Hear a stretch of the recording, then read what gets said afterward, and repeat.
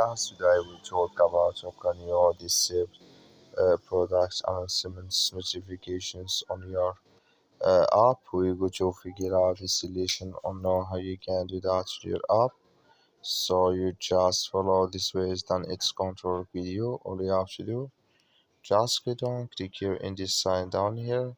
When you just click on it, then it's going to take you to this list here. So it's going to show for you like this. Then you go down here. So then you click here on settings here. When you just click here on settings, it's going to take you to this list. It's going to show for you like this. Then you click here on notifications. You come to next step here. Then you go down. Just keep going down here. Click here on products and announcements. Just click on it here. Then you come to next step. You come here to push. Click in this sign or this color. Like you see color is gone, that's mean here products announcements notifications disable with us now. That's all you have to do. Thank you for watching. Don't forget to support us by liking, subscribe.